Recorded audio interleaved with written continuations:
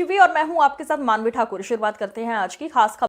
अरविंद केजरीवाल जी की माताजी पिताजी लोग जो जाते हैं उनको मालूम है कि खुद बिना सहारे के चल भी नहीं पाते हैं। एक आदमी उनको सहारा दे के वॉक कराता है। 80-85 साल की उनकी उम्र है, 2 बच्चे हैं। आपने अरविंद जी को गिरफ्तार कर लिया, रात को आप उनको ले गए, परिवार अब घर पे है।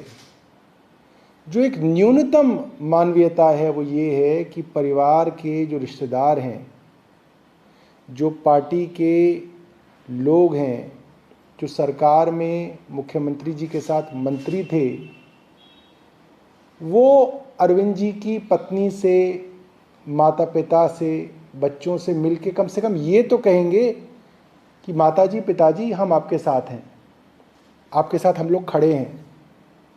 केंद्र सरकार ने इतनी नैतिकता गिरा दी।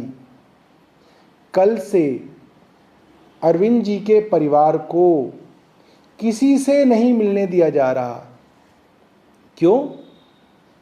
ताकि ये mental torture, mental harassment, trauma उनको रहे कि देखिए हमारा बेटा गिरफ्तार हो गया तो आज दुनिया में कोई हमारे पास मिलने भी नहीं आ रहा। ये एक साइकोलॉजिकल गेम केंद्र सरकार एक चुने हुए मुख्यमंत्री के 85 साल के बूढ़े माँ बाप के साथ खेल रही है। मुझे लगता है कि इससे ज़्यादा शर्मसार करने वाली हरकत तो अंग्रेज़ों ने भी कभी नहीं की होगी। भगत सिंह भी गिरफ्तार हुए होंगे तो उनके माँ बाप जो है लोगों से मिल सके होंगे। ट्वीट दिखाऊंगा, ये 10 मई 2013 का है। 10 मई 2013 अरविंद केजरीवाल उस समय नए थे हिंदुस्तान की राजनीति में और उन्होंने ट्वीट किया था, When will people start going to jail in this country? आप देख सकते हैं ये ट्वीट है 2013 का अरविंद केजरीवाल जी का, When will people start going to jail in this country? क्या तात्पर्य था उनका? वो नहीं चाहते थे कि साधारण लोग जेल चले जाए। क्या वो चाहते थे कि रोड चलता किसी भी आदमी को पुलिस, ईडी या सीबीआई उठा ले? नहीं। उन्होंने एक फहरिस्त जारी की थी कि लालू प्रसाद जैसे व्यक्ति, उन्होंने नाम लिया था रॉबर्ट वाड्रा का, उन्होंने नाम लिया था राहुल गांधी का, लिखा था सोनिया गांधी जी का नाम, यहां तक कि मनमोहन सिंह जी को भी छोड़ा नहीं गया था, प्रणब मुखर्जी तक को छोड़ा नहीं गया था। उन सबके नाम के साथ उन्होंने फहरिस्त जारी की थी कि ये लोग जो भ्रष्टाचार में आकंठ डूबे हुए हैं, आखिर ये जेल क्यों नहीं जा रहे हैं, इनके खिलाफ कार्यवाही क्यों नहीं हो रही है। और उसके बाद अरविंद केजरीवाल जी ने कहा, हिंदुस्तान की राजनीति को बदलने के लिए मैं मैदान में उतर रहा हूं। जहां भ्रष्टाचार होगा वहां अरविंद केजरीवाल जिस प्रकार शहंशाह उतरते थे ना रात के अंधेरे में, और कहीं पाप होता था, कहीं भ्रष्टाचार होता था, कहीं गुंडागर्दी होती थी तो शहंशाह उसे समाप्त कर देते थे, वो जो मूवी आई थी। उसी प्रकार अरविंद केजरीवाल कुछ उस किस्म से नीचे उतरे थे कि वो शहंशाह बन के आएंगे और भ्रष्टाचार को समाप्त कर देंगे। वहां अरविंद केजरीवाल जी की जान को खतरा है।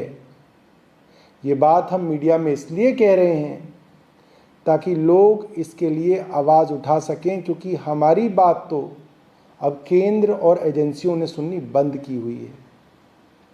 बार बार कहा जा रहा है केजरीवाल जी के खिलाफ सबूत हैं। क्या सबूत है? ये ईडी सुप्रीम कोर्ट में भी नहीं दिखा पाई। ईडी आखिरी वक्त तक ये कह रही है कि कोई 100 करोड़ का लेन देन आम आदमी पार्टी से कथित तौर पे साउथ ग्रुप ने किए, जिसके बारे में सुप्रीम कोर्ट कह रहा है कि आपने मनी ट्रेल नहीं दिखाई है। मैं आपको आज मनी ट्रेल सबूतों के साथ सामने रखता हूं। आरोप आम आदमी पार्टी पे है, मगर money trail Bharatiya Janata party की साबित हो गई आज।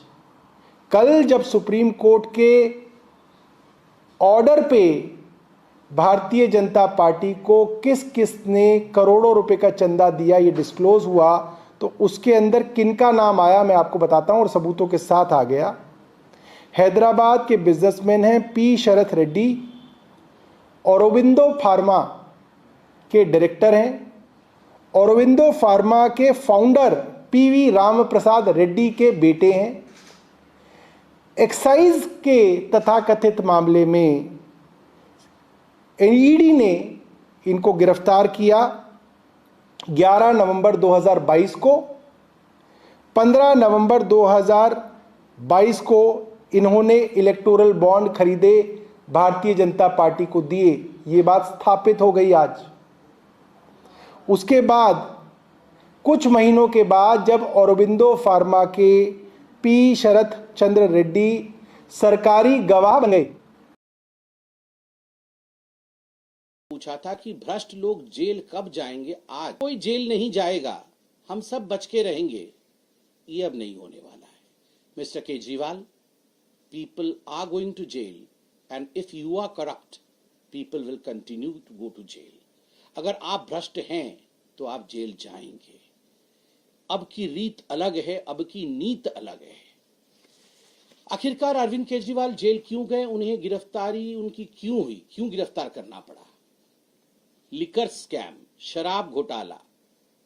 ये शराब घोटाला दिल्ली का क्या घोटाला है, कब शुरू होता है, इसकी टाइमलाइन और जिसे हम कहते हैं क्रोनोलॉजी क्या है?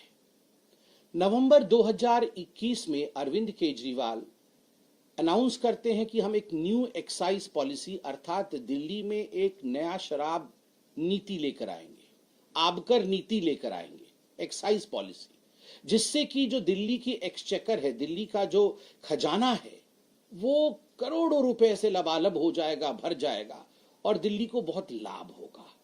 मगर आनन फानन में बिना कैबिनेट के अप्रूवल के और बिना सरकारी अप्रूवल के, जबकि सरकारी डिपार्टमेंट ने कहा था, एक्सपर्ट्स ने कहा था, ये जो आप एक्साइज पॉलिसी ला रहे हैं, प्राइवेटाइजेशन करने की बात कर रही है, उचित नहीं है, मत करिए, फंसोगे। ये सब कुछ ताक में रख करके फिर भी नवंबर 2021 में नई एक्साइज पॉलिसी आती है। जुलाई 2022 में दिल्ली के जो चीफ सेक्रेटरी थे, उन्होंने बड़े स्पष्ट रूप से कहा कि ये नई आबकार नीति जो आई है, इसमें कहीं ना कहीं गड़बड़ी है, इसकी जांच होनी चाहिए। और जुलाई 2022 में ही जो लेफ्टिनेंट गवर्नर थे, उन्होंने सीबीआई की जांच की आदेश दी।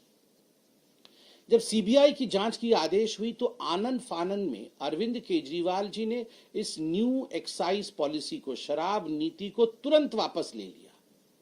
पहला प्रश्न दिल्ली की जनता ने और हम सब ने पूछा कि केजरीवाल जी, जिस एक्साइज पॉलिसी को आप कहते थे कि ये और उसके बाद ही माफ कीजिएगा, जून 2023 में शरद चंद्र रेड्डी सरकारी गवाह बन गए और नवंबर 2023 में, यानी कि सरकारी गवाह बनने के बाद, उन्होंने 25 करोड़ के इलेक्टोरल बॉन्ड औरोबिंदो फार्मा ने खरीदे, जो भारतीय जनता पार्टी को दिए गए। कहने का मतलब यह है, एक आरोप तो अरविंद केजरीवाल जी की आम आदमी पार्टी पे है कि मनी ट्रेल नहीं है, ईडी मनी ट्रेल नहीं दिखा पा रही कि पैसा आम आदमी पार्टी के पास आया। मनी ट्रेल तो भारतीय जनता पार्टी तक पहुंच रहा है, इलेक्ट्रॉनिक मनी ट्रेल है, साबित है। अगर ईडी कहती है औरोबिंदो फार्मा के शरत रेड्डी ने हवाला किया, पीएमएलए किया, मनी लॉन्ड्रिंग किया, तो उनका पैसा तो सीधा सीधा भारतीय जनता पार्टी के पास 30 करोड़ रुपए आया। प्रोसीड्स ऑफ क्राइम तो भारतीय जनता पार्टी के पास जा रहा है, सबूतों के साथ जा रहा है, सुप्रीम कोर्ट के हवाले से आ गई ये बात, और आरोपी अरविंद केजरीवाल को बनाया जा रहा है। Money trail Bharatiya Janata party तक जा रही है।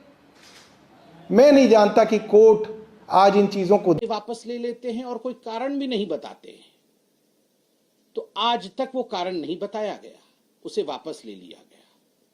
19 अगस्त 2022 को आप याद करिए, पहला सीबीआई रेड होता है मनीष सिसोदिया डिप्टी सीएम के घर में, और 22 अगस्त 2022 को ईडी फाइल करती है केस मनी लॉन्ड्रिंग केस में कि बहुत बड़ा घोटाला हुआ है, मनी लॉन्ड्रिंग हुई है, पैसे इकट्ठे किए गए हैं गैर कानूनी तरीके से।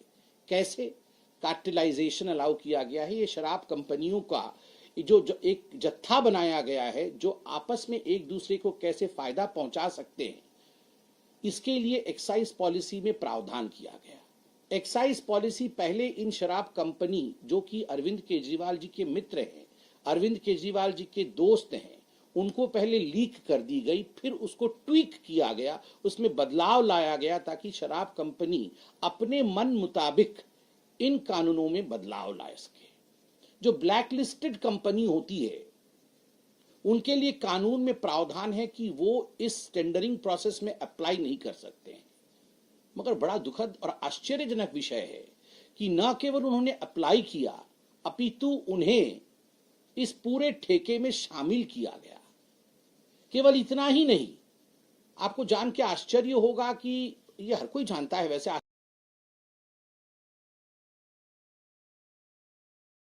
ये चीजें सब पब्लिक डोमेन के अंदर है।